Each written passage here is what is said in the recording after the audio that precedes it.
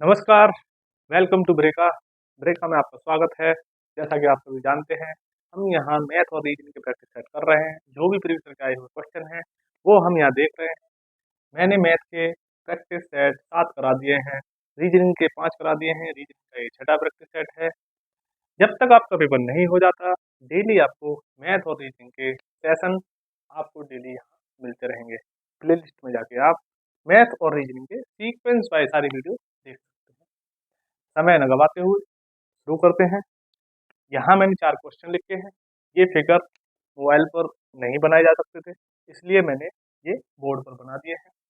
तो ये figure statics के कुछ पोर्शन है, ये लाइन से रिलेटेड है। तो शुरू करते हैं। पहला क्वेश्चन है, आप स्क्रीनशॉट लीजिए, सॉल्व करिए। अगर आपसे सॉल्व नहीं होता है तो मेरा सॉल्यूशन देखिए, फिर आप देखिए आप कैसे करते हैं और मैं कैसे करता हूँ। शुरू करते हैं। न्यूनतम रेखाओं की संख्या क्या है? ये फिगर दे रखा है। इसमें दे रखा है कि सीधी रेखाएं जिनसे ये फिगर बनाया जा सकता है, कम से कम कितनी संख्या का यूज करेंगे ये फिगर बन जाए। इसका मतलब ये है, कम से कम पूछ रहा है तो जब जहां तक जो रेखा पहुंच सकती है उसे वहां तक पहुंचाएगा। अब जैसे ये रेखा है, यहाँ तक पहुंच रही है, यहाँ तक भी पहुंच रही है और यहाँ तक, तो ज्यादा से ज्यादा जो मैक्सिमम डिस्टेंस कवर करेगी वो हम लाइन लेंगे। ठीक है, तो यहाँ से शुरू करते हैं। 1 2 3। अब इस पे देखें, इस पॉइंट से देखा तो 1 2 3, इससे देखेंगे 4 5, इससे देखेंगे 6 7, इससे देखेंगे 8, ये गिन चुके हैं। इससे गिनेंगे कितनी हो गई? 8। अब ये कितनी हो गई? 9, ये गिन चुके हैं। यहाँ से गिनेंगे 10 11, ये दोनों गिन ली। अब इस पॉइंट पे आ जाइए, ये गिन ली, ये गिन ली। अब इस पे आ जाइए, 12, ये गिन चुके हैं। ये बची आखिरी 13। तो कितने हो गए? 13 इसकी लाइन हो गई। तो इसका आंसर क्या हो गया? Option number B. क्लियर, समझ में आया? अगला क्वेश्चन देखते हैं। अगला क्वेश्चन है, एक महिला का बजट पिछले महीने की तुलना में कितने महीनों में कम होने के बजाय बढ़ा है? ये महिला का वजन दे रखा है, ये वजन है, ये महीने 6 महीनों का इसका रेशियो दे रखा है। पहले महीने में 93, फिर 87, 89, 78, 82, 75, ये हर महीने इसका वजन दे रखा है। पता करना है कि जिस महीने वजन था, अगले महीने ऐसा कौन सा महीना था जब उसका महीना कम होने के बजाय वजन बढ़ा है। ठीक है, वो महीना हमें पता करना है। अब देखिए, पहले कब हुआ है जबकि हमें देखना है बढ़ा हुआ। तो देखो पहले यहाँ पर पहला महीना ये 87 से 89, ये 89 है। यहाँ फिर घटा। अब देखो इस पॉइंट पर आके ये घट रहा है, यहाँ आके फिर बढ़ गया 82 पर, फिर घट गया। यानी कि कितनी बार बढ़ा? एक 87 से 89, एक 78 से 82। तो कितनी बार बढ़ा? 2 बार बढ़ा। क्लियर, तो इसका आंसर क्या होगा? 2 बार बढ़ा। क्लियर, समझ में आया? अगला क्वेश्चन है, शनिवार को आगुंतक मतलब आने वाले आगुंतकों की संख्या गुरुवार के आगुंतकों की संख्या से कितना परसेंट कम है? ये थर्सडे, ये सैटरडे। पूछ रहा है कि जो सैटरडे यानी शनिवार को आगुंतक जो थे वो थे कितने? 200। गुरुवार को आगुंतक कितने थे? 500। वो पूछ रहा है ये संख्या इससे कितनी कम है। अब देखिए, इसे में रब करते हैं पहले।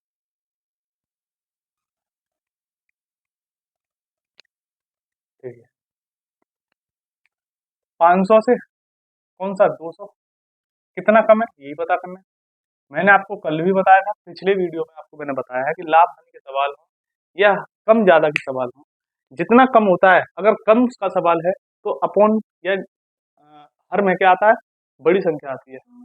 और अगर लाभ हो रहा है या कोई संख्या बढ़ रही है तो अपॉन में कितनी आएगी? छोटी वाली संख्या आएगी। ठीक है, तो परसेंट पूछ रहा है, इंटू 100 कर दो। ठीक है, अब देखो 2 जीरो से 2 जीरो ये कटे, ऊपर कितना बचा? 300 अपॉन 5, ये कितना हो गया? 60%। कितना हो गया? 60%। क्लियर, ये इसका आंसर। अगला क्वेश्चन देखिए, सॉल्यूशन करिए और फिर नहीं आता है तो आप मेरा सॉल्यूशन देखें। अगला है, खराद मशीन का उपयोग करके आइटम ए तैयार होने में 12 घंटे लेती है और आइटम बी 15 घंटे लेती है। आइटम ए के लिए लगने वाला ड्रिलिंग समय आइटम बी के लिए लगने वाले ड्रिलिंग समय से कितना परसेंट कम है। अब आप देखिए ड्रिलिंग कहाँ है, आइटम ये रहा, और ड्रिलिंग ये हो रही है, ड्रिलिंग ये रही, और यहाँ ड्रिलिंग कहाँ हो रही है, ये है 33%, ये है 25%। ए को लग रहे थे 12 घंटे और बी को लग रहे थे 15 घंटे ड्रिलिंग में। यहाँ यहाँ भी इसको ड्रिलिंग में समय लग रहा था 15 घंटे। आइटम ए को बनाने में कितने घंटे लग रहे हैं, 12 घंटे, और ड्रिलिंग में कितने 25%, यानी कि 15 का 25% निकालना, कितने का, सॉरी 12 का, ठीक, क्योंकि ए को आइटम को बनाने में 12 घंटे लग रहे हैं और ड्रिलिंग में जाने 25%, तो कितना हो गया ये टोटल 12 ये 25 से काट देंगे इसे तो 4 बार जाएगा, तो कितना 3 घंटे। ठीक है, क्लियर है, ये आ गया आइटम ए। अब आते हैं आइटम बी पर। बी को कितने लग रहे हैं 33%, टोटल घंटे 15, 15 का 33%, 5 से इसे काटेंगे 3 बार और ये इसे काटेंगे तो 20, कितना गया 99/20 घंटे। क्लियर। अब वो यही पूछ रहा है कि जो इसमें समय लग रहा है वो इससे कितना कम है। ठीक है, ड्रिलिंग समय आइटम बी के लिए लगने वाले ड्रिलिंग समय से कितना परसेंट कम है, कौन सा, ए वाला, ये इससे कितना कम है। अब देखिए आपको मैंने बताया था ये ज्यादा संख्या है, ये कम है, और कम पूछ रहा है, तो 99 अपॉन कितना 20 माइनस 3 घंटे अपॉन कितना 99 अपॉन 20 इंटू परसेंट पूछ रहा है तो 100। क्लियर, परसेंट पूछ रहा है तो 100। अब देखिए 20 को इससे मल्टीप्लाई किया 60 हो गया, 60 20 का 3 में मल्टीप्लाई करेंगे कितना है 60, और 99 में से 60 गया कितना बचा 39, कितना बचा 39, 60 बचा 39 अपॉन 20 से 20 काट देंगे, जब अपॉन में 20 आ गया, चलो लिख देता हूँ बाद में काट देंगे, यहाँ हो गया 99/20 इंटू 100, 20 से 20 कटा, यहाँ 13 बार कटेगा, ये 33 बार कटेगा, कितना हुआ 1300/33, फिर 11 से काट दो, एक बार जाएगा, फिर एक बार जाएगा क्योंकि 20 बचेगा, अब कितना बचा 9, यानी कि 8 बार जाएगा, और नीचे कितना बचा 3 पॉइंट समथिंग आएगा।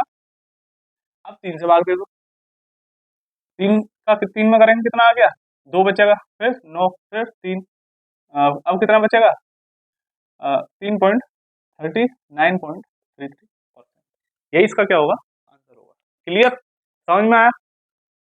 ये बताने इतना बताने का पोर्शन नहीं था, ये आराम से निकाल लोगे, केवल ये भी बताना नहीं था, केवल ये लिखना था इतना, और इसको ऐसे डिवाइड कर देंगे आंसर आ जाएगा। ये केवल मैं समझाने के लिए लिखाया था, क्योंकि सारे बच्चे हैं वो इसको समझ नहीं पाते। समझ में आया आपके, 12 घंटे थे ए को बनाने में, 25% ड्रिलिंग में लग रहे थे, तो 12 का 25% कितना हुआ 3 घंटे, यहाँ कितने लग रहे थे 15 घंटे, और 15 का 33% कितना हुआ 99/20 घंटे, 99/20 घंटे। अब ये ज्यादा है ये कम है, वो पूछ रहा है ये इससे कितना कम है, तो कितना कम है 39/20, किस पे कम है, मैंने बोला था जब कम ऊपर लिखते हैं तो नीचे बड़ी संख्या आती है, ऊपर अगर ज्यादा लिखते हैं कि इतना ज्यादा है या इतने का लाभ है तो नीचे छोटी संख्या आती है। ये हमेशा याद रखना है कि लाभ हानि के सवालों में हमेशा लाभ होता है तो नीचे बड़ी संख्या, हानि है सॉरी लाभ है तो छोटी संख्या, और अगर हानि है तो डिनोमिनेटर में क्या आता है छोटी संख्या आती है। ठीक है, हानि होने पर बड़ी संख्या, लाभ होने पर छोटी संख्या, याद करने की जरूरत नहीं है। तो इसको सॉल्व कर लिया, कितना आया 39.33। क्लियर, यही आपका आंसर था।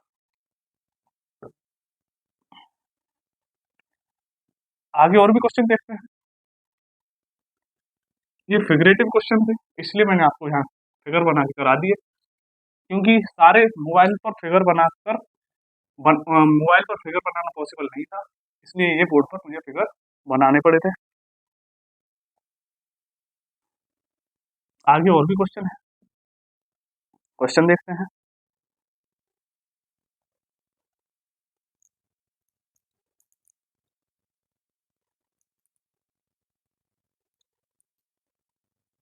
अगला क्वेश्चन है, उस विकल्प का चयन करें जो समूह वर्ग का सदस्य हो।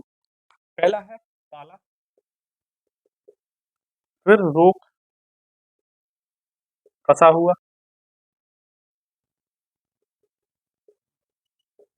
चौथा बताना है।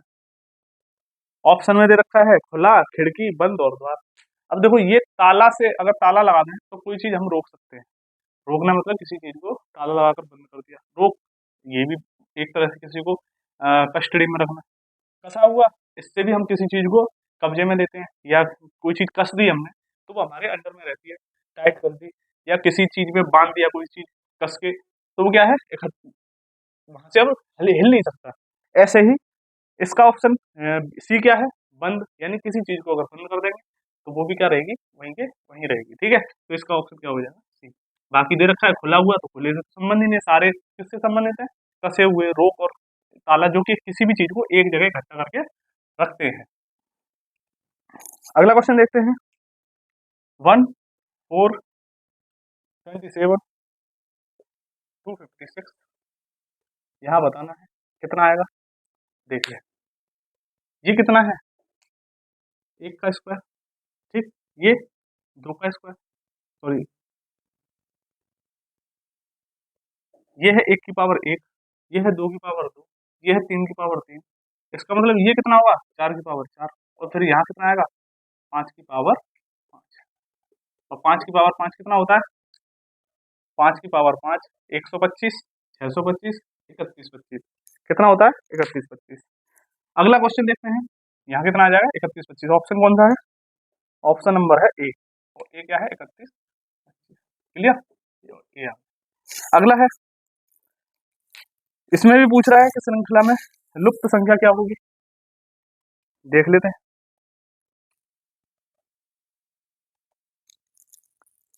लुप्त संख्या पूछ रहा है, देखिए 11, 121, 1331, 14641। ठीक है, ऑप्शन दे रखे हैं साइड में, आपको दिख रहे होंगे ऑप्शन। 11, ये है 11 की पावर एक, ये कितनी की, 11 की पावर दो, ये कितना होता है, 11 की पावर तीन, ये कितना है, 11 की पावर चार। इसका मतलब यहाँ कितना आएगा, यहाँ आएगा 11 की पावर पाँच। मैं फिर बताता हूँ, क्वेश्चन है सॉल्व करिए, नहीं आता है तब मेरा सोल्यूशन। तो 11 की पावर पाँच, यहाँ पे कितना आ जाएगा, 11 की पावर पाँच। अब 11 से जो डिवाइड होगी वही संख्या यहाँ पे लिख देना। ऑप्शन दे रखे हैं 161051, 161050, 160050, 160051। अब देखिए दूसरी संख्या 1657 -6, ये बी कट नहीं रहा, 160 1 0 6 6 -6 ये कट रहा है। इसका मतलब ये हो सकता है, लेकिन इकाई अंक क्या होगा, 11 का पावर कितना भी हो, इकाई अंक हमेशा क्या होगा, यूनिट डिजिट उसकी 1 होगी, तो ये भी नहीं होगा, यानी कि डी नहीं हो सकता। बचा कौन सा, सी और ए। सी और ए में 1157 -7 पहला कट सकता है, दूसरा 1056 और 7 ये नहीं कटेगा। आपको मैंने डिविजिबिलिटी रूल बता चुका हूँ पहले, प्रीवियस वीडियो है उनमें आप जाके देख सकते हैं। इसका मतलब इसका आंसर क्या हो जाएगा, ए, और ए क्या है, 161051। क्लियर।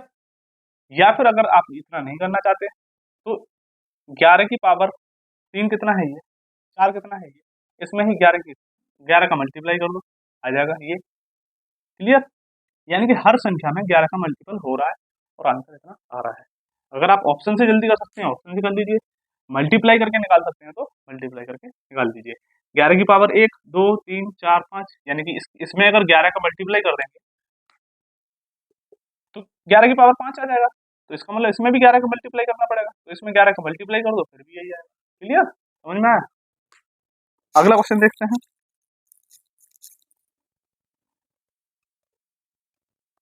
अगला है 20, इसमें क्या बताना है अभी देखते हैं। 22, 24, 26, ये है एक्स, 32, 36 और यहाँ है वाई। बोल रहा है क्या निकालना है, क्वेश्चन में निकालना है एक्स प्लस वाई। इसकी वैल्यू पूछ रहा है, इसकी वैल्यू क्या होगी। ठीक है, देखिए आप सोल्व करके, नहीं आता तो मैं बता रहा हूँ। 20 से जा रहा है 22, दो दो ऐड कर दिया, यहाँ भी दो ऐड कर दिया, यहाँ भी दो ऐड कर रहा है, यहाँ भी दो ऐड कर रहा है, यहाँ भी दो ऐड करेंगे, यहाँ भी दो ऐड करेंगे। देखते हैं, 22 दो 24, 24 और दो 26, 26 और दो 28, 28 और दो 30, 30 होना चाहिए था, 32 आया, इसका मतलब कुछ गड़बड़ है। यहाँ देखते हैं इसमें क्या है, +4, +4 करके देखते हैं, +4, 26 +4 कितना आ गया, 30, 30 और 2 32, 32 4 36, 36 4 नहीं आ रहा, इसका मतलब फिर यहाँ 2 ही ऐड करके देखते हैं और यहाँ से करते हैं 4, 26 और 2 28, 28 अब देखो +4, 32, 4 36 और 4, यहाँ कितना आ जाएगा, 40। इसका मतलब यहाँ जुड़ रहा है 2 2, यहाँ तक जुड़ रहा है 2 2 और यहाँ से शुरू हो गया 4। क्लियर? तो कितना आया, x की वैल्यू आई 28 और y की वैल्यू आई 40। पूछ रहा है x प्लस वाई, x कितना है 28, y कितना है 40, टोटल क्या हो गया 68। क्लियर? समझ में आया? अगला क्वेश्चन देखते हैं। अगला है जी आई, क्वेश्चन दिख रहा होगा आपको, क्वेश्चन देखिए सॉल्व करिए, नहीं आता तो मेरा सॉल्यूशन। ठीक, क्वेश्चन है GIKMO, GIKMO, दिए गए विकल्पों में से कौन सी श्रृंखला का तर्क निम्न संख्या के तर्क के समान है, इसके समान पूछ रहा है। अब देखिए ये कितना है 7, ये 9, ये 11, ये 13, ये 15, कितना बढ़ रहा है, हर में 2 प्लस, हर एक में 2 प्लस ऐड हो रहा है, मतलब 2 ऐड हो रहा है, +2 कर देंगे अगली संख्या आ जाएगी, इसका मतलब ऐसा ही नंबर देखना है हमें। अब देखिए एक्स क्या है 24, बाई 25, यानी कि 24 से 25 जा रहा है, जाना चाहिए था 26। पहला ऑप्शन देखते हैं, X Z B D F, ये 24 दो 26, 26 और 2 28, और इसका मतलब 28 का मतलब ए से शुरू हो जाएगा, यानी कि 2, फिर ये 4, फिर ये 6, यानी कि ये सही जा रहा है, इसका मतलब यही आंसर होगा, दूसरा चेक करना ही नहीं है। क्लियर? तो पहला ऑप्शन ही आपका सही हो गया। ठीक, अगला क्वेश्चन देखते हैं, A1C E4H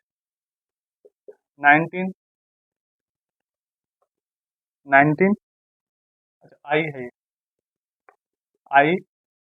I9M, ठीक, M16 और यहाँ पूछ रहा है क्या आएगा। ठीक, ऑप्शन है I25K, Q25W, M36J या Q36X। ठीक है, ये A B D, ठीक है। अब देखिए यहाँ कितना है A, यहाँ कितना है 5, मैं बता रहा हूँ प्लेस वैल्यू आपको याद होनी चाहिए, क्वेश्चन आसानी से आप कर लेंगे। यहाँ 1, ये 5, 5 और 4 9, 9 और 4 13, 13 और 4 17, यानी कि +4 हो, ऐड हो कर दो सब में, यहाँ कितना आएगा 17, और 17 कितने पे होता है Q। ठीक, अब आते हैं C पे, ये कितना 3, ये कितना 8, यानी कि 3, यहाँ 4 ऐड होगा सब में, यहाँ 3 2 5, 3 और 5 8, 8 5 13, 13 5 18, 18 5 23, यानी कि यहाँ पे 23 आएगा, और 23 पे क्या होता है W। ठीक है, अब बचा ये वाला, देखते हैं, 1 4 9 16, यानी कि 1 का स्क्वायर, 2 का स्क्वायर, 3 का स्क्वायर, 4 का स्क्वायर, 5 का स्क्वायर, यानी यहाँ कितना आएगा 25, Q 25W, Q 25W, ये वाला आंसर। क्लियर? समझ में आया? अगला क्वेश्चन देखते हैं। अगला क्वेश्चन है, निम्नलिखित विकल्पों में से कौन सा युग्म निम्नलिखित श्रृंखला को पूरा करेगा। अब देखिए श्रृंखला क्या है, A F K, यहाँ पता करना है, और U, और यहाँ पता करना है। ऑप्शन दे रखे हैं QY, QZ, PY और PZ। AFK-UZ। अब देखिए ये कितना 1 6, कितना बड़ा 5, कितना बड़ा 5, यहाँ 6, 6 और 5 11, 11 5 17, 17 5 22, यहाँ 1 से F गया, F कितना होता है 6, 5 बढ़ रहा है, यहाँ F से कितना गया K, कितना बढ़ रहा है F से, ये 6, 6 और 5 11, ये 11 होता है ना K, 11 से 5 16, 16 सॉरी 16, 16 आया, अब 16 से यहाँ 21, 21 कितना है यू, अब यहाँ से देंगे 21 और 5 26, यहाँ कितना आएगा 26, 26 पे क्या होता है जेड, और यहाँ 16 पे कितना होता है यू, वो पी, ठीक है, तो क्या आ जाएगा पी जेड, ये आंसर। क्लियर, समझ में आया?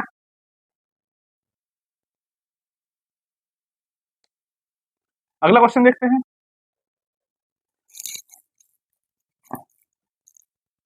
अगला क्वेश्चन है, चार दोस्त एक इलाके में रहते हैं। क्वेश्चन देखिए, सॉल्व नहीं हो रहा है मेरा क्वेश्चन, और मेरा तरीका देखिए। ए का घर बी के पश्चिम में है, ए का घर बी के पश्चिम में है, बी के पश्चिम में, बी का घर सी के दक्षिण में है, बी का घर सी के दक्षिण में है, सी का घर डी के पूरब में है, डी के पूरब में है, डी से बी का घर किधर है, डी से बी का घर किधर है, ये कौन सी दिशा हो जाएगी, ये कौन सी है, इधर पूरब, इधर पश्चिम, इधर उत्तर, वो सॉरी इधर उत्तर, इधर दक्षिण, तो इधर क्या हो जाएगा दक्षिण पूरब, दक्षिण पूरब। क्लियर, समझ में आया? आगे देखते हैं, वो क्या पूछ रहा है, ए से, ए का घर बी के पश्चिम में है, ठीक, बी का घर सी के दक्षिण में है, तो सी के दक्षिण में, अगला कह रहा है डी से बी का घर, वो सॉरी हाँ, सी के दक्षिण में है, सी का घर डी के पूरब में, सी का घर डी के कितना है पूरब में, डी के पूरब में, पूरब में किधर, इधर पश्चिम, इधर, तो डी के पूरब में है। बोल रहा है कि डी से बी का घर किस दिशा में है, डी से बी का घर किस दिशा में है, दक्षिण पूरब। क्लियर, समझ में आया? अगला क्वेश्चन देखते हैं। अगला क्वेश्चन है, बाई 6 मीटर पश्चिम में चला, बाई 6 मीटर पश्चिम में चला, इधर पूरब, पश्चिम, उत्तर, दक्षिण, ठीक है, बाई चला 6 मीटर पश्चिम में, पश्चिम किधर है, इधर, बाई का चला 6 मीटर, ठीक है, दाएं मुड़ा, आगे 8 मीटर चला, अब यहाँ से इधर चल रहा है तो दाएं किधर होगा, इधर, अब यहाँ से कितना चला 8 मीटर, ठीक है, 8 मीटर चला दाएं, अपने शुरुआती से वापस जाने के लिए उसे यात्रा की कम से कम दूरी पूछ रहा है। अब जो ऐसे वापस आएगा तो ज्यादा दूरी, यहाँ से सीधे ही ना जाएगा ऐसे, तो ये क्या हो गई, ये 8 है, ये 6 है, तो ये कितनी हो जाएगी 10। पाइथागोरस प्रमेय आपको पता ही होगा, पाइथागोरस प्रमेय मैंने कई बार बताया है, लंबाई स्क्वायर, लंब स्क्वायर, लंब स्क्वायर प्लस आधार स्क्वायर बराबर कर्ण का स्क्वायर। क्लियर, तो लंब कितना है 8, आधार कितना है 6, 64 और 36 100, और 100 का ये 100, 100 बराबर कर्ण का स्क्वायर, कर्ण से स्क्वायर हटाएंगे तो इधर रूट आ जाएगा, यहाँ से इस पर रूट आ जाएगा पूरे पे, और 100 का रूट क्या होता है 10, तो 10 ही इसका क्या होगा आंसर। गांव ए, अगला क्वेश्चन है, गांव ए गांव बी के पश्चिम में है, गांव ए गांव बी के पश्चिम में है, जो गांव सी के दक्षिण में है, गांव ए गांव बी के पश्चिम में, गांव बी के पश्चिम में, यानी कि पूर्व पश्चिम, बी के पश्चिम, ठीक, जो गांव सी के दक्षिण में, बी के दक्षिण में कौन सा है ए, और गांव बी के पश्चिम में है, बी के पश्चिम में, इसका मतलब जो गांव सी के दक्षिण में है, ये जो है सी के दक्षिण में है, सी के दक्षिण में है, जो गांव डी के पश्चिम में है, अब ये जो है डी के पश्चिम में है, डी के पश्चिम में, ये अब क्या पूछ रहा है, डी के सापेक्ष गांव ए की ए किस दिशा में है, अब डी के सापेक्ष ए किस दिशा में है, तो ये कौन सी दिशा हो जाएगी, ये वाली दक्षिण पश्चिम, ये वाली दिशा, ये डी से ए कितना दक्षिण पश्चिम। क्लियर, क्या आ जाएगा दक्षिण पश्चिम। अगला देखते हैं, एक्स 15 किलोमीटर दक्षिण में चला, बाएं मुड़ा और 15 मीटर चला, और बाएं मुड़ा और आगे 15 मीटर चला, वह शुरुआती स्थिति से कितनी दूर और किस दिशा में है। अब देखो, एक्स चला 15 किलोमीटर दक्षिण में, यहाँ शुरू था 15 मीटर दक्षिण, 15 किलोमीटर दक्षिण, यानी कि मैंने बताया आपको दक्षिण नीचे होता है, उत्तर ऊपर, पश्चिम पश्चिम इधर, पूरा इधर, तो दक्षिण में चल रहा है 15 किलोमीटर, बाएं सॉरी बाएं मुड़ा, इधर जा रहा है तो बाएं इधर होगा, बाएं कितना चला, बाएं मुड़ा और 15 मीटर चला, 15 मीटर चला इधर, 15 मीटर फिर चला, अब क्या कह रहा है, और आगे चला और बाएं मुड़ा, फिर यहाँ से इधर चल रहा है, फिर बाएं मुड़ रहा है, अब आ गया, फिर यहाँ फिर 15 मीटर चला। अब क्या कह रहा है, वह शुरुआती स्थिति से कितनी दूर है। अब वो जब यहाँ से चला 15 इधर, 15 इधर, 15 यहाँ से चला, अब क्या आ गया यहाँ, और इधर क्या पड़ेगा इसके, पूरब। मैंने आपको बताया इधर क्या पड़ेगा, पूरब, और इधर पश्चिम, इधर उत्तर, और इधर दक्षिण। तो ये देखो, ये दूरी और ये दूरी समान होगी ना, तो ये 15 मीटर कितना, पूरब में। क्लियर, अब समझ में आया। तो वो शुरुआती स्थिति से कितनी दूर और किस दिशा में है, 15 मीटर पूरब। अगला देखते हैं, कथन दिख रहे होंगे आपको। प्रश्न में एक कथन और उसके बाद दो निष्कर्ष दिए गए हैं। आपको इस कथन को सत्य मानना होगा, भले ही यह आमतौर पर ज्ञात तथ्यों से अलग प्रतीत होता हो। आपको यह तय करना है कि दिए गए निष्कर्षों में से कौन सा निष्कर्ष, यदि कोई है निष्कर्ष, तो दिए गए कथनों का क्या अनुसरण करता है। पहला कथन है, कोई देश इन दिनों पूरी तरह से आत्मनिर्भर नहीं है। यानी कि कोई भी देश, जितने भी देश हैं उनके बारे में बता रहा है, कोई भी देश आत्मनिर्भर नहीं है, मतलब सेल्फ डिपेंडेंट नहीं है, वो किसी पर क्या है, डिपेंड है। समझ में आ रहा है, सेल्फ डिपेंड नहीं है, सेल्फ डिपेंड नहीं है। इसका मतलब अब कह रहा है निष्कर्ष क्या है, अब निष्कर्ष बोल रहा है कि उन सभी बातों को विकसित करना और उत्पादन करना असंभव है जिनकी देश को आवश्यकता होती है। अब एक बात बताइए, कोई भी देश जो सेल्फ डिपेंड नहीं है, इसका मतलब ये थोड़ी है कि वो कोई भी चीज नहीं कर सकता अपने लिए जिसकी उसकी जरूरत है। सेल्फ डिपेंड का मतलब है कुछ चीजें होती हैं जिसकी जरूरत हमें किसी चीज की इम्पोर्ट करते हैं, और किसी जो ज्यादा चीज होती है उसका हम एक्सपोर्ट करते हैं। तो कुछ चीजें होती हैं जो कि अपने देश में नहीं बनती, तो वो सामान वहां से इम्पोर्ट करना पड़ता है, यानी कि आयात करते हैं। ठीक है, तो ये तो गलत हो गया। दूसरा कह रहा है, आमतौर पर देशवासी आलसी हो गए हैं। तो आलसी से तो कोई संबंध ही नहीं है इसका। क्लियर, समझ में आ रही है, तो आलसी भी नहीं है, इसका मतलब दूसरा तो बेकार का है। और पहला थोड़ा तर्क भी है, लेकिन वो क्या है कि इसका मतलब ये नहीं है कि हम कहीं से आयात नहीं करते या कोई चीज बना नहीं सकते। कुछ चीजें होती हैं जो कि अपने देश में नहीं बन पाती, और जरूरत की है, जरूरी है कि जरूरत की है और वो बना नहीं पा रहे। लेकिन कुछ चीजें ऐसी होती हैं जो जरूरत की नहीं भी होती, लेकिन फिर भी उन्हें इम्पोर्ट करना जरूरी होता है। ठीक है, जिसे कि आगे यूज में लिया जा सके भविष्य के लिए, जैसे कि राफेल है, और भी हैं, जैसे कि विमानों को क्या है, इम्पोर्ट किया गया है विदेशों से। तो इसी तरह से कुछ चीजें होती हैं जो कि जरूरी होती हैं, ऐसा नहीं है कि वो जरूरी नहीं है, लेकिन कुछ चीजें हैं जो अपने देश में बन जाती हैं, और कुछ चीजें होती हैं जो देश में नहीं बन पाती, उन्हें क्या किया जाता है, इम्पोर्ट किया जाता है। तो पहला या दूसरा दोनों क्या हो जाएंगे, दोनों अनुसरण, दोनों कथन जो निष्कर्ष हैं गलत हो जाएंगे। ठीक है, अगला देखते हैं। अगला फिर है, प्रश्न में एक कथन और उसके बाद दो निष्कर्ष दिए गए हैं। आपको तर्क दिए गए हैं, आपको कथन को सत्य मानना होगा, भले ही यह आमतौर पर ज्ञात तथ्यों से अलग प्रतीत होता हो। आपको यह तय करना है कि दिए गए तर्कों में से कौन सा तर्क सही है, और यदि कोई है तो दिए गए कथन का अनुसरण करता है। तो कथन दे रखा है, क्या दिल्ली में नए बड़े उद्योग शुरू किए जाने चाहिए। तो स्टेटमेंट दे रखा है पहला कि क्या दिल्ली में नए बड़े उद्योग शुरू करने चाहिए, सॉरी, हाँ ठीक है। अब तर्क बोल रहा है कि नहीं, तर्क क्या कह रहा है कि नहीं, इससे शहर के प्रदूषण में इजाफा होगा। तो वाकई में बात है, जब इंडस्ट्रियलाइजेशन होता है, इंडस्ट्री जब कहीं भी लगती है तो पॉल्यूशन तो होता है, तो बात तो सही है।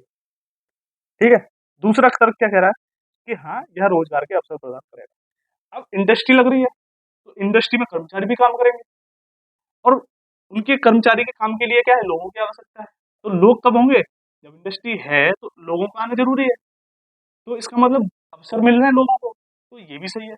इसका मतलब दोनों ही तर्क क्या है, ठीक है। समझ में आ रहा है, यानी कि प्रदूषण भी हो सकता है, स्टेटमेंट जो उसका तर्क बोल रहा है स्टेटमेंट के लिए वो भी सही है, और दूसरा भी है कि अगर लग भी जाएंगे तो उससे क्या है, लोगों को रोजगार प्रदान होगा, तो दोनों सही हो जाएंगे। ठीक है, अगला क्वेश्चन है, स्टेटमेंट का ही है, आप स्टेटमेंट पढ़िए, सवालों के जवाब दीजिए। अगला है, कई व्यावसायिक कार्यालय 2 से 8 मंजिल वाले भवनों में स्थित हैं।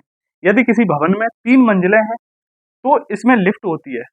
कथन ये कह रहा है कि कई व्यावसायिक कार्यालय जिनमें ऑफिशियल वर्क होता है, ठीक है, जहाँ पे वर्क होता है कार्यालय में, वहां पे क्या 2 से 8 मंजिल अगर वो है भवन, तो वो व्यावसायिक कार्यालय वो 2 से 8 मंजिल बने हुए हैं। कथन दो क्या कह रहा है, यदि किसी भवन में 3 मंजिलें हैं तो इसमें लिफ्ट होती है। अब इस पे आ जाओ निष्कर्ष। निष्कर्ष कह रहा है, सभी मंजिलों पर लिफ्टों द्वारा पहुंचा जा सकता है। निष्कर्ष 2 कह रहा है केवल तीसरी मंजिल के ऊपर वाली मंजिलों में लिफ्ट है। निष्कर्ष 3 कह रहा है सातवीं मंजिलों में लिफ्ट है। ठीक है, अब देखो पहला क्या कह रहा है कि कई कथन बोल रहा है कि कई व्यवसायिक कार्यालय 2 से 8 मंजिल वाले भवनों में स्थित हैं। कई व्यवसायिक कार्यालय, कई मतलब ऐसा नहीं है हर एक, लेकिन कई व्यवसायिक कार्यालय ऐसे हैं जो कि 2 से 8 मंजिल तक बन रहे हैं और उनमें क्या है, उनमें कार्य हो रहा है। अगला कह रहा है कथन यदि किसी भवन में 3 मंजिल से ज्यादा है यानी कि 2 से 8 मंजिल है तो इसमें लिफ्ट होती है। अब कह रहा है कि सभी मंजिलों पर लिफ्टों द्वारा पहुंचा जा सकता है, तो वो कह रहा है 3 मंजिल है तो लिफ्ट लगेगी ही। ऑफिशियल वर्क किसमें हो रहा है, 2 से 8 वाली मंजिलों वाले भवन में। अब देखो यहाँ कंफ्यूजन क्या है कि वो कह रहा है 2 से 8 मंजिल वाले भवन है और यहाँ क्या कह रहा है कि किसी भी भवन में 3 मंजिल है तो लिफ्ट है, और ये कह रहा है सभी मंजिलों पर लिफ्ट द्वारा पहुंचा जा सकता है। अब माना कि दो 2 फ्लोर का इन 2 मंजिल का अगर कोई कार्यालय है तो उसमें तो लिफ्ट हो ही नहीं सकती, उसमें तो लिफ्ट लग ही नहीं सकती क्योंकि वो बोल रहा है 2 से 8 मंजिल है तो उसमें क्या होगा, लिफ्ट सॉरी मंजिल वाले भवनों में क्या है, व्यवसायिक कार्यालय खुले हुए हैं।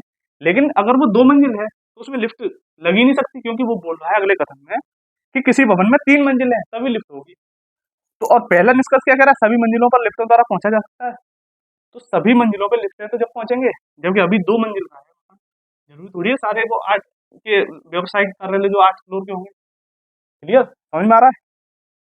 अगला निष्कर्ष क्या कह रहा है, केवल तीसरी मंजिलों के ऊपर वाली मंजिलों में लिफ्ट लगी है। अगर कोई भवन है, मैंने बोला ये भवन है, ठीक है, इसमें 7 मंजिल है, ठीक है। अब जब वो मंजिल 7 मंजिल या 5 मंजिल या 4 मंजिल या 3 मंजिल का है, यानी कि 3 मंजिल से ऊपर का बना हुआ है तो लिफ्टें लगेंगी। अब लिफ्ट 3 मंजिल से तो शुरू होगी नहीं, होगी तो नीचे ही से ही शुरू, तो दूसरा भी क्या है, गलत है। दूसरा क्या हो गया, गलत। कह रहा है 7वीं मंजिलों में लिफ्ट है। अब 7वीं मंजिलों में लिफ्ट है, ठीक है, तो 7वीं मंजिल में अब जब पहली मंजिल में लिफ्ट होगी और यह लिफ्ट है तो इसका मतलब 7वीं मंजिल तक तो पहुंचेगी ना। क्लियर, समझ में आ रहा है, यानी कि 7वीं मंजिल में लिफ्ट होगी। अब क्या कह रहा है, निष्कर्ष 1 सही है, निष्कर्ष 2 सही है, निष्कर्ष 3 सही है, ये तीनों निष्कर्ष अनुसरण करते हैं। तो देखो दूसरा तो गलत हो गया, ठीक है। पहला है सभी मंजिलों पर लिफ्ट द्वारा पहुंचा जा सकता है। भाई अगर 2 मंजिल का कार्यालय है तो जरूरी है उसको पहुंचा जाए, लेकिन हो सकता है वो 7 मंजिल का हो तो पहुंचा भी जा सकता है, ठीक है। तो क्या है, पहला भी सही है। और तीसरा क्या कह रहा है, अगर वो 7 मंजिल या 8 मंजिल का ऑफिस है तो पहुंचा जा सकता है सभी मंजिलों पे। अब कह रहा है 7वीं मंजिलों में लिफ्ट है, अगर 7वीं मंजिल पे लिफ्ट होगी, जब लिफ्ट है और 7 मंजिल का बना हुआ है तो लिफ्ट तो होगी होगी क्यों, 3 मंजिल से ऊपर है, तो 3 मंजिल से ऊपर है, 3 मंजिल ये रहा 1 2 3, 3 मंजिल से ऊपर यानी कि लिफ्ट होगी तभी तो 7 मंजिल तक पहुंचेंगे। तो 7वीं मंजिल पर भी लिफ्ट होगी अगर 7 मंजिल तक मकान बना है तो, या वर्क चल रहा है किसी कार्यालय में वो 7 मंजिल तक है, तो इसका मतलब लिफ्ट तो पहुंचेगी। तो तीसरा तो हो गया कि सही है, लेकिन पहला कंफ्यूज कैसे है कि सभी मंजिलों पर लिफ्टों द्वारा पहुंचा जा सकता है। अब माना कि मैंने बनाया ये 2 मंजिल ऑफिस ऑफिस, ये 8 मंजिल नहीं है या 7 मंजिल नहीं है, 4 3 से बड़ा ऊपर नहीं है ऑफिस। अब एक बात भाई, ऑफिस तो 2 मंजिल का भी है, क्लियर। भाई उसने साफ तो बताया नहीं है कि 7 मंजिल तक पहुंचना है कि सारे ऑफिस जो है 3 मंजिल से ऊपर होंगे, वो बोल रखा है कि 2 से 8 तक, तो ये 2 से ऊपर है तो इसमें तो लिफ्ट से पहुंच ही नहीं पाएंगे, इसमें तो इसका मतलब सीढ़ियां ही होंगी। समझ में आ रहे हैं? तो पहला इसीलिए गलत है। तो केवल क्या है, केवल 3, केवल तीसरा, केवल तीसरा 7वीं मंजिल पर पहुंचेंगे जब भी, वो कह रहा है 7वीं मंजिल पर लिफ्ट है तो 7 मंजिल तक बना हुआ है, 3 से ऊपर बना हुआ है, इसका मतलब क्या हुआ, 7वीं मंजिल पर लिफ्ट होगी। क्लियर, तो इसका आंसर क्या हो गया, ओनली 3। बहुत बढ़िया सवाल था, और ऐसे सवाल कंफ्यूज पैदा करते हैं, लेकिन हमें ध्यान से पढ़ना है, ध्यान से समझना है, क्योंकि इस सवालों पे, इन सवालों पे क्या है, इन सवालों पर ही ऑब्जेक्शन लगते हैं, ठीक है। अगला है फ्लैम्बो, मैंने समय लिया क्योंकि ये बहुत अच्छा सवाल था, समझाना बहुत जरूरी था। अगला दे रखा है फ्लैम्बॉयंट शब्द के अक्षरों द्वारा कौन से शब्द का गठन नहीं किया जा सकता। अब देखो लैम्प, फ्लैम्बॉयंट,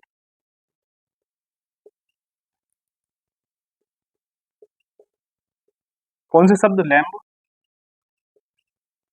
अगला है मौन, अगला है बाउट,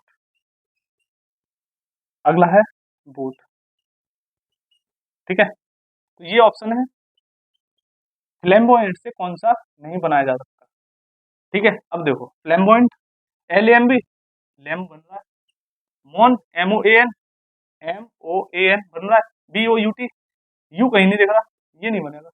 क्लियर, समझ में आया? अगला है, निम्नलिखित शब्दों में से किस शब्द के अक्षर अंग्रेजी वर्णमाला क्रम के अनुसार हैं?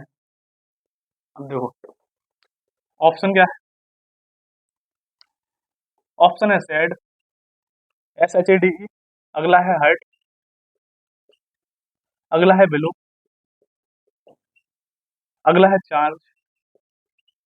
ठीक है, अब देखो एस के बाद एच आ रहा है, जबकि अल्फाबेटिक में एच पहले आता है, तो ये तो होगा। एच के बाद ई आ रहा है, ये भी नहीं होगा। बी, आई, आई के बाद एल आता है, ठीक, एल आता है, ठीक, ओ, ठीक, एल के बाद ही आता है ओ, ठीक, यानी ओ के बाद डब्ल्यू आता है, ये सही है। तीसरा भी चेक कर लेते हैं, सी, एच, अब एच के बाद ये आया, जबकि वर्णमाला में ये पहले आता है ऐसे, तो ये भी गलत हो गया। क्लियर, तो इसमें से क्या आंसर हो गया? बिलो। अगला है हिरण, अगला है हिरन यानी कि डियर, डियर, फॉन, हॉर्स, ध्यान देना क्या आएगा। ठीक है, ऑप्शन में है लैम, अगला है काफ, अगला है फोल, अगला है टोड। अब देखो हॉर्स, ये क्या है? हिरन, और हिरन के बच्चे को क्या कहते हैं? फॉन। हॉर्स के बच्चे को क्या कहेंगे? फॉल। क्या, सॉरी, हॉर्स के, हाँ, घोड़े के बच्चे को क्या कहेंगे? फॉल। ठीक है, लैम मेमना, काफ बछड़ा, टोड टोडलर। ठीक है, तो कौन सा ऑप्शन सही हो जाएगा? ऑप्शन नंबर ये बी, फॉल। अगला देखते हैं, अगला है भागना चलना से संबंधित है, वैसे ही कौन सा किससे संबंधित है? अब देखिए, भाग रहे हैं, भाग रहे हैं, अब चल रहे हैं। ठीक है, भागना चलना यानी कि ये क्या है? गति ज्यादा है, चलते हैं तो गति क्या होती है? कम होती है, यानी कि इसका क्या है? इसका ही धीमा प्रोसेस क्या है? ये चलना। ऐसे ही जॉग और दौड़ना दोनों सेम है, गोताखोरी तो तैरना दोनों एक ही चीज है, उछाल चौकड़ी ये भी एक ही है। यानी कि भारी वर्षा, भारी वर्षा ये क्या है? तेज प्रोसेस है, और बूंदाबांदी, बूंदा बांदी ये क्या हो जाएगा? इसका स्लो प्रोसेस। ये है स्लो प्रोसेस, और ये है, ये फास्ट प्रोसेस, और ये से यहाँ पे फास्ट प्रोसेस है, और यहाँ स्लो प्रोसेस। क्लियर, समझ में आया? सिंपल सवाल था। अगला है EHVS, क्वेश्चन है EHVS MJ, इससे क्या संबंधित होगा? अब देखो मैंने आपको बताया है, मैंने आपको बताया था, ट्रिक बताई थी, लव, सर्ट गेज, ऑफ, पी के, जैक की शराब से जैसे JQ याद कर सकते हैं, उफ याद हो गया, गेज हो गया, मैंने, MN, PK। ठीक है, 4 4 8 12 16 18 20, 20 हो गए। और कौन से होते हैं? अ, तो ये क्या है? इसका अपोजिट होते हैं, ये ऐसे याद कर लो आप, ये क्या होते हैं? ऐसे अपोजिट होते हैं, CX, DW। ठीक है, जैसे याद कर पाओ आप वैसे याद कर लो, DW याद हो ही जाएगा, CX याद हो जाएगा, बाकी सब याद हो ही जाएंगे, ऐसे करके याद कर सकते हो आप। तो यहाँ पे क्या है? ई का अपोजिट बी, एच का अपोजिट है एस, एम का अपोजिट क्या हो जाएगा? एन, और जे का क्यू। क्लियर, तो क्या हो जाएगा आंसर इसका? NQ। अगला देख लेते हैं, मिरर इमेज का सवाल है, लेकिन मिरर इमेज आप जानते ही हो तो उसे कराना जरूरी नहीं है, मिरर इमेज हो ही जाती है। इसे कर लेते हैं, ये सवाल अक्सर कर आते हैं और आ जाते हैं। TERRAIN, institutive venture hearing. ठीक है, ये क्वेश्चन है, पूछ रहा है नेक्स्ट क्या आएगा। ठीक है, पहला, दूसरा, तीसरा, चौथा, ये है जेंडर, ये है वर्चुअल। अगला है स्ट्रेटजी। अगला क्या है? सस्पेंस। क्लियर। अब देखो, यहाँ से शुरू हुआ। अब ये जो अगला शब्द शुरू हो रहा है, इनके पीछे जो दो पीछे वाले शब्द हैं उससे शुरू हो रहा है। अगला इन दो दो से शुरू हो रहा है। अगला इसके जो पीछे वाले दो अक्षर हैं उससे शुरू हो रहा है। इसका मतलब अगला जो शुरू होगा वो इसके पीछे वाले दो अक्षरों से शुरू होगा। वो कौन सा शुरू हो रहा है इसमें से? जेंडर। क्लियर। तो इसका आंसर क्या हो जाएगा? Gender.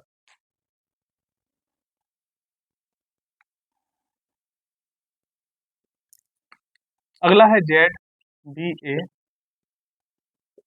By D C X F E W H G V I जे।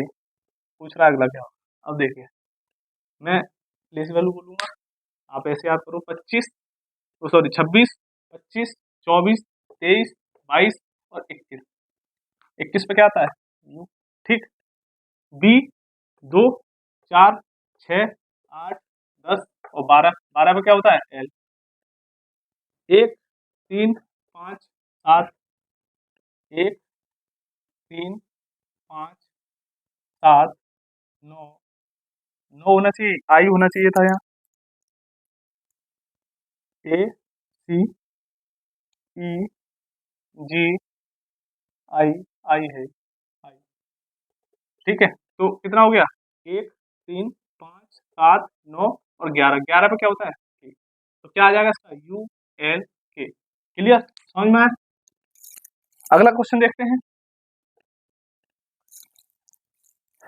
अगला है -4.5, सीरीज है -2.6, -0.7 और यहाँ बताना है क्या आएगा। और ये 3.1। अब देखिए, यहाँ से इसे माइनस पहुंचना है, यानी कि कुछ ना कुछ क्या हो रहा है? घट रहा है। कितना घट रहा है वो घटा के देखते हैं। 15 से 6 गए, कितने बचे? 9। 15 से 6 गए 9 और 4 से 2 गए, तो यहाँ बचेगा 3। 3 से 2 गए 1, यानी कि 1.9 क्या है? घट रहा है। यानी कि यहाँ जुड़ेगा, क्योंकि तभी तो माइनस का बचेगा। ज्यादा, कम से ज्यादा घट रहा है वो, सॉरी माइनस से प्लस घट रहा है, तब इतना बच रहा है। इसका मतलब यहाँ कितना है? इसमें से देखते हैं। 16 से 7 गई 9, 1 से 1 1 पॉइंट, यानी कि यहाँ भी क्या हो रहा है? प्लस 1 पॉइंट हो रहा है। इसका मतलब यहाँ भी कितना होगा? प्लस 1.9। और यहाँ भी क्या होगा? प्लस 1.9। अब यहाँ करते हैं प्लस। इसका मतलब ये माइनस है, ये प्लस है, तो क्या होगा? घटेगा। किस कौन सा? ये। जब तो बड़ा था ये इससे, तो ये माइनस का बच रहा था, लेकिन ये इससे क्या है? छोटा है। इसमें से घटा देंगे तो क्या आ जाएगा? 1.2। क्लियर, समझ में आया? इसमें जब 1.9 ऐड करेंगे तो क्या आएगा? 3.1। तो आंसर इसका क्या हो जाएगा? 1.2।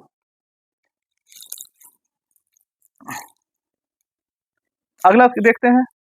ए 1, जेड 1, एक्स 3, सी 3, ई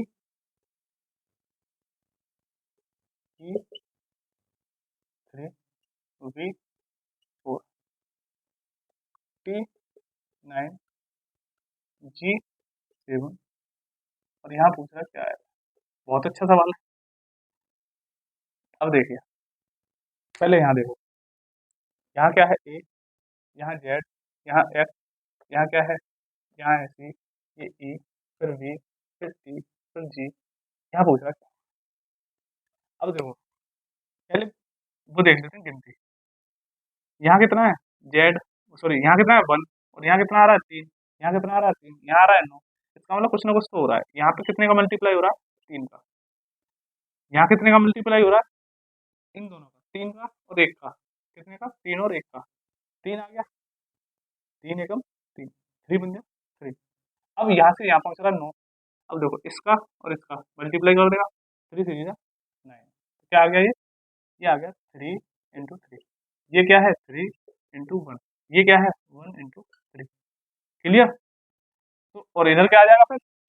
इधर आ जाएगा ये वाला 3 × 9। 3 × 9। तो क्या हो गया इधर?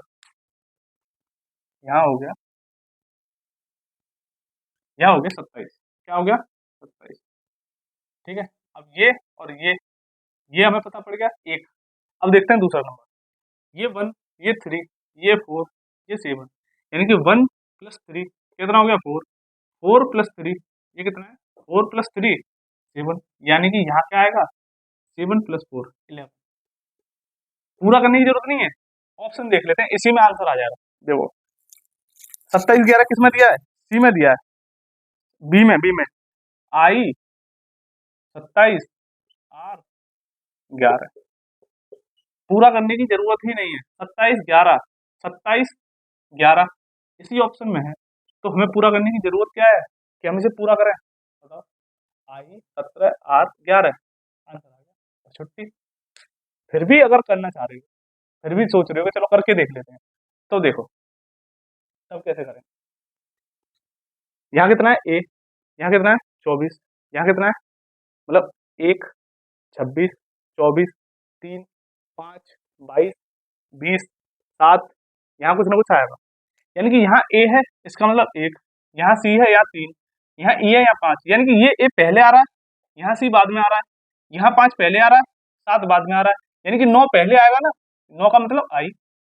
अब देखो यहाँ 24 सॉरी 26, यहाँ 24, ये बाद ए के बाद में आ रहा है जेड, यानी कि यहाँ 26 यहाँ 24, 24 के बाद क्या आएगा 22, और 22 कहाँ आ रहा है ई के बाद, इसका मतलब 22 के बाद क्या आएगा 20, और 20 आएगा पहले, क्योंकि यहाँ पे 20 बी क्या है बाद में आया। यहाँ कितना हो गया 20, 20 के बाद 18, अब 2 घटाएंगे ना, 2 घटते जा रहे हैं, यानी कि 18, और 18 का मतलब आर, तो कितना हो गया आई 27 आर 11। क्लियर, तो पूरा ऐसे कर लें, तो हमें पूरा करना ही नहीं है, क्वेश्चन से हमें दिख रहा है कि ऑप्शन से हमारा आंसर आ चुका है, तो सारे डिजिट नहीं निकालने, एक दो डिजिट निकाल लो जो हमें पता है कि ये जल्दी हो रहा है। 1 3 3 3 30 3 3 1 3 3 3 9 9 3 27 हो गया, तो 27 और 11 जहाँ दिख रहा है वही आंसर हो गया। क्लियर, अगला देख लेते हैं, ये भी बहुत अच्छा सवाल था। अगला है 817, 817 किसे दर्शाता है, कॉटन मेक्स थ्रेड, THREAD, ठीक है। 827 थ्रेड मेक्स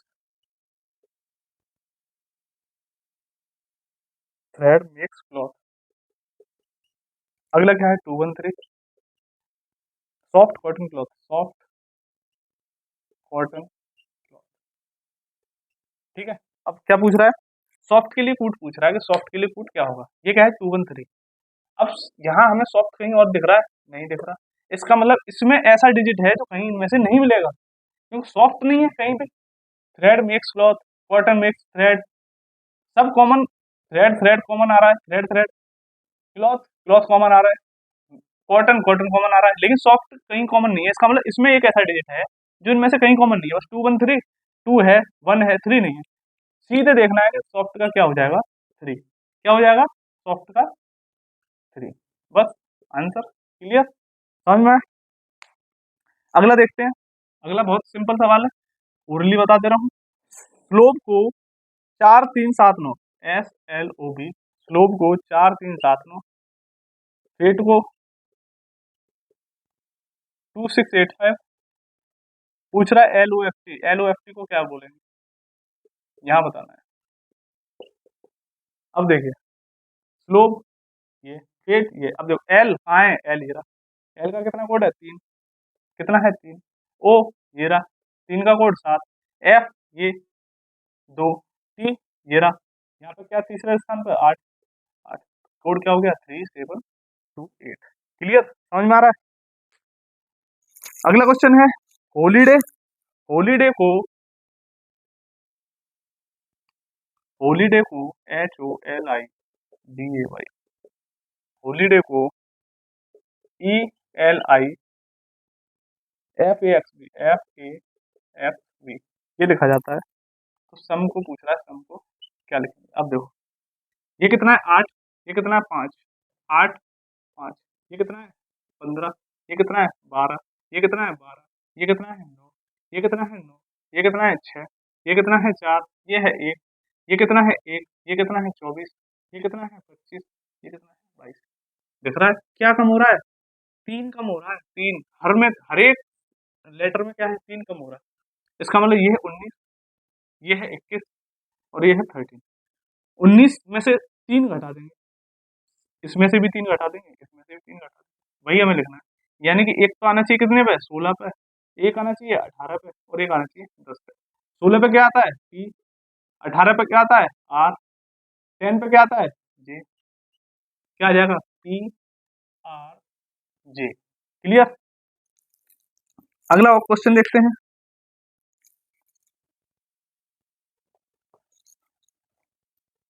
अगला क्वेश्चन है ए एट द रेट बी का अर्थ है ए बी का बेटा है, ए है बी का अर्थ है ए बी का भाई है, और ए डैश वो ए स्टार बी का अर्थ है ए बी की माँ है। तो x has by eight the rate Z star W. ये क्या है स्टार, ये पता करना है कि इसका अर्थ। तो इसमें पता करना है कि जेड के 2 बेटे हैं और दे रखा है जेड के 2 बेटे हैं,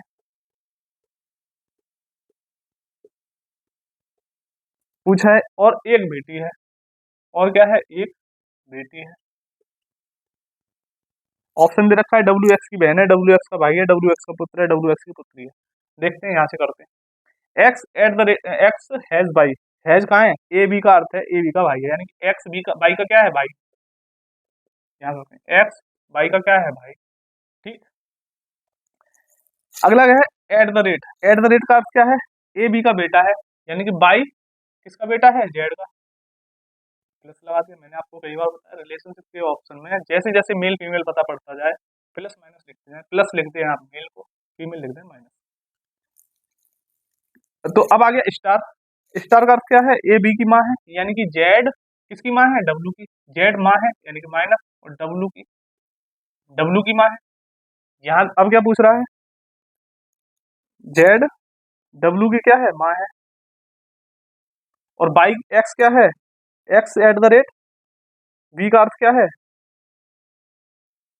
एक्स हैज हैज का अर्थ है ए बी का भाई है, एक्स बाई का भाई है, बाई का एक्स भाई है, और by eight the rate Z, eight the rate का मतलब है बाई जेड का बेटा है, इसका ये बेटा है। हाँ अब हो गया। और ये क्या है माँ है किसकी डब्ल्यू की। अब क्या पूछ रहा है, अब ऑप्शन दे रखा है डब्ल्यू एक्स की बहन है, डब्ल्यू एक्स का भाई है। अब डब्ल्यू के रिलेशन से पूछ रहा है कि डब्ल्यू एक्स की कौन लगती है, ये डब्ल्यू है ये है क्या। अब इसमें एक ऑप्शन दे रखा है जेड के 2 बेटे एक बेटी है, तो 2 बेटे तो ये हो गए एक्स और वाई, तो ये बची ना ये कौन होगी बेटी। क्लियर समझ में आया। तो ये कौन हो जाएगी इसकी डब्ल्यू जेड की क्या हो जाएगी जेड की बेटी। क्लियर समझ में आया। अगला क्वेश्चन देखते हैं।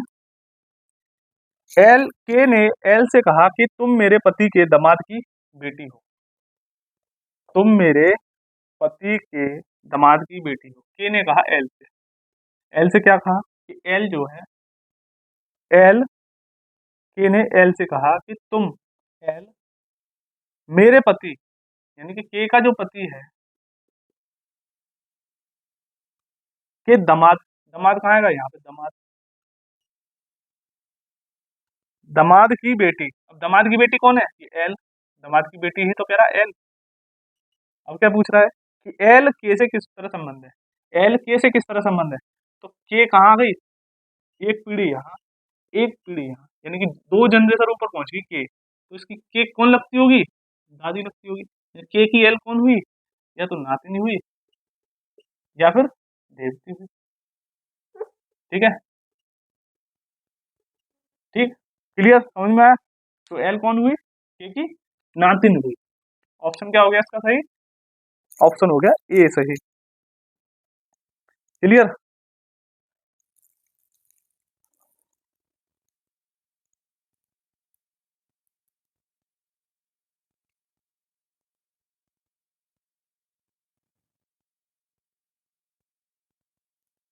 अगला है 125.3 125.3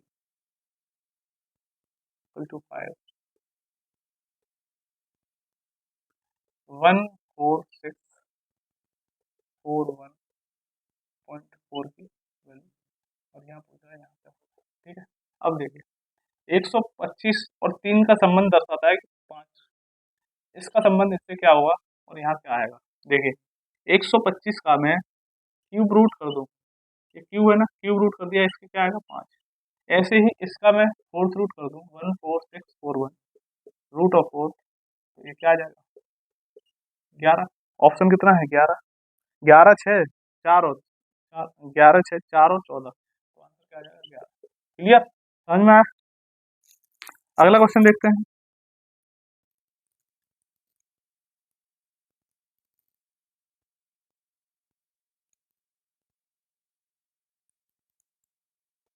सारे क्वेश्चन हो गए हैं, कुछ क्वेश्चन बचे हैं जो आकृति के हैं, वो मैं आगे करा दूंगा, और वो इजी भी है, बताने लायक नहीं है।